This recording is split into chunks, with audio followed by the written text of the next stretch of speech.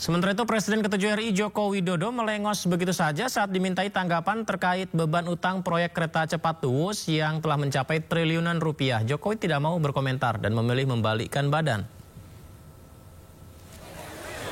Masih dalam momen Disnatalis Fakultas Kehutanan UGM Jogja, Presiden ke-7 RI Joko Widodo sempat ditanya wartawan terkait kereta cepat Wus, dan alih-alih menjawab pertanyaan wartawan itu, Jokowi hanya tersenyum saja dan seperti yang kita lihat lebih memilih memenuhi permintaan foto dan menyapa warga yang meminta berjabat tangan, menyapa salam kepada Presiden ke-7 RI Joko Widodo. Ya, ia enggan berkomentar dan kembali berbaur serta menyalapi sejumlah alumnus Fakultas Kehutanan UGM Jogja. Masih APBN gimana Pak? Tanggapannya Wus yang sekarang tidak pakai APBN gimana Pak? Wus Pak, kereta cepat Pak, gimana Pak tanggapannya Pak? Karena kan udah nggak pakai APBN Pak. Harapan untuk Fakultas Kehutanan Pak?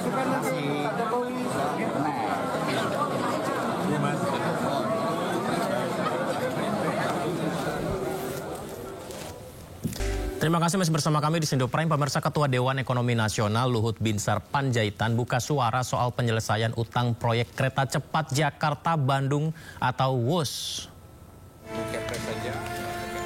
Jadi Luhut mengungkapkan pemirsa, masalah utang proyek kereta cepat Jakarta-Bandung serupa dengan LRT Jabodebek. Luhut telah mengusulkan skema pembayaran utang kereta cepat Jakarta-Bandung kepada CEO Danantara Rosan Roslani. Bahkan ia percaya diri dalam waktu dekat akan terbit kepres tentang hal itu. Kita tinggal nunggu kepres saja, ada kepres dari Presiden mengenai timnya, dan saya sudah koordinasi dengan Pak Rosan.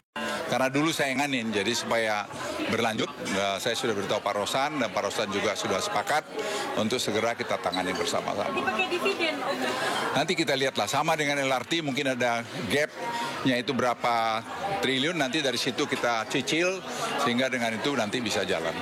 Tapi ingat ya, tidak ada public transportasi itu di dunia ini yang menguntungkan. Selalu banyak subsidi pemerintah, tapi tentu harus subsidi yang betul-betul terukur. Sementara itu Ketua KPK Setio Budianto merespon adanya dugaan markup di proyek kereta cepat Jakarta-Bandung Wus. Setio meminta setiap dugaan tindak pidana korupsi harus punya data pendukung. Bilang di podcastnya Wus itu ada dugaan markup dari 17 juta per kilometer sampai ke 52, itu gimana Pak KPK Pak temuan? Ya, sampai sekarang sih belum berinformasi ya, intinya dari internal gitu. Tapi kalau Pak Mahfud menyampaikan seperti itu ya, mudah-mudahan ada informasi, ada data, ada dokumen yang bisa mendukung penjelasan dari saya. Tapi saya yakin beliau mungkin punya gitu.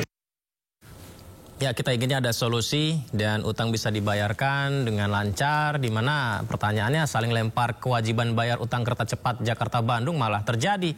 Menteri Keuangan tetap tidak mau bayar utang PT KCIC gunakan APBN.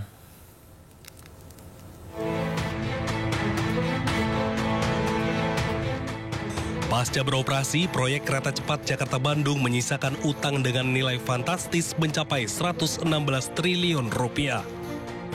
Utang ratusan triliun itu tak hanya menjadi beban bagi konsorsium BUMN yang terlibat, namun juga membuat pemerintah pusing 7 keliling. Menteri Keuangan Purbaya Yudisadewa enggan membayar utang proyek kereta cepat menggunakan uang APBN. Menteri Koboi ini dengan tegas menilai kewajiban bayar utang harus diselesaikan oleh BPI Danantara. Begini, bukan utang yang nggak dibayar. Kan pemerintah kalau dulu kan semuanya pemerintah yang tadinya begitu kan, tapi ketika sudah dipisahkan dan seluruh dividen masuk ke Danantara cukup mampu untuk membayar itu. Jadi bukan nggak dibayar utangnya, dibayar tapi Danantara bukan APBN. Sikap Menteri Keuangan membuat Danantara mau tak mau harus membayar utang PT KCIC. Tak hanya utang, pemerintah dan otoritas terkait juga harus mengusut dugaan markup pada proyek ini yang membuat beban utang membengkak dan merugikan negara. Dari Jakarta, Tim Liputan iNews melaporkan. Sementara itu meski mendukung langkah Menteri Keuangan Purbaya menolak bayar utang WUS dengan APBN, Menko Polhukam periode 2019-2024 Mahfud MD ini mengingatkan akan ancaman kedaulatan bangsa akibat utang WUS yang terus membengkak.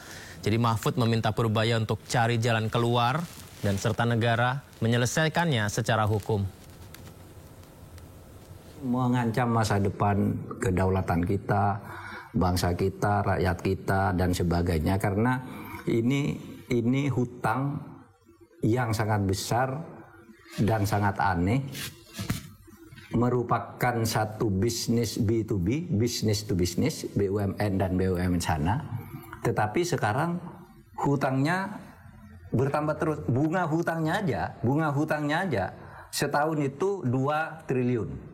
Bunga hutang saja, bunga hutang saja. Sementara dari tiket hanya mendapat maksimal 1,5 triliun. Jadi setiap tahun bertambah kan, berbunga terus, negara nombok terus. Saya khawatir, kenapa nih? Saya anggap ini bagus si Purbaya, Menteri Purbaya demi rakyat. Tapi juga harus diingat itu akibatnya sangat berbahaya bagi rakyat. Karena misalnya kita gagal bayar, itu kan berarti Cina harus ngambil tuh. Ini punya saya kalau gitu. Tapi kan tidak mungkin ngambil barang di tengah kota, gitu kan? Pasti dia minta kompensasi ke samping, misalnya Natuna Utara. Oh, okay. Karena itu pernah terjadi ke Sri Lanka. Sri Lanka juga melakukan kayak gini, ya membangun pelabuhan, tidak mampu bayar, pelabuhannya diambil sampai sekarang oleh Cina karena Anda tidak bayar. Gitu. Ini kan bisa minta Natuna Utara yang sedang konflik. Ya, di memang tengahnya dari dulu Cina ada konflik, terus di sini kan bisa merambah ke kita. Kalau merambah ke kita ini masuk ke daerah kita yang tidak masuk dalam konflik. Di Natuna Utara itu yang tidak masuk dalam konflik misalnya, lalu membangun pangkalan di sana selama 80 tahun. Ini mau diapakan? Nah, itu masalahnya.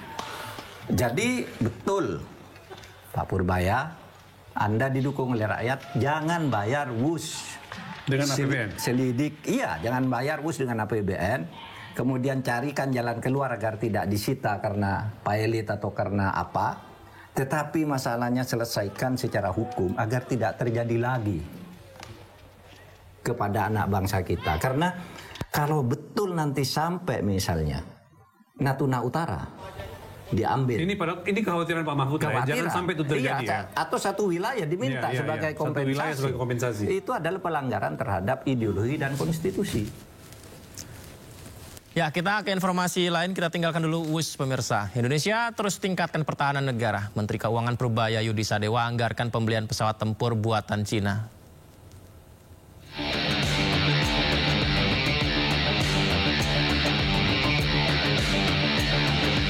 Penguatan alutsista terus menjadi salah satu fokus pemerintahan Presiden Prabowo Subianto.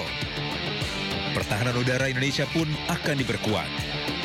Menteri Pertahanan Syafri Samsudin berencana membeli pesawat tempur J-10 Chengdu buatan China. Rencana ini pun telah disetujui oleh Menteri Keuangan Purbaya. Bahkan Purbaya pun telah mengalokasikan anggaran pembelian pesawat tempur pada APBN 2026. Kalau untuk yang tahun depan sudah kita setujui. Ini nggak tahu pakai yang mana, tapi sudah cukup banyak anggaran mereka. Berapa kemarin? Sekian. Apa ya? Saya lupa. 9 miliar dolar kalau nggak salah. Atau lebih, saya lupa angkanya. Tapi sudah disetujui, jadi harusnya sudah siap semua untuk yang sebelum. Tapi saya nggak tahu ini baru lagi apa enggak. Baru lagi. Termasuk yang itu apa. Tapi kalau ya harusnya sih, yang disebutkan sudah masuk yang dianggarkan itu harusnya sih. Tapi saya sudah cek lagi apa dia mau impornya tahun depannya lagi atau kapan. Tapi yang dia minta selama ini sudah kita penuhi. Jet buatan negeri tirai bambu ini dilengkapi berbagai macam senjata termasuk PL-15. PL-15 adalah rudal udara jarak jauh yang memiliki jangkau 200 hingga 300 km. J-10 Chengdu pernah digunakan Pakistan untuk menembak jatuh jet tempur Rafale dan Su-30 saat konflik berkecambuk dengan India pada Mei lalu. Tim Liputan iNews melaporkan.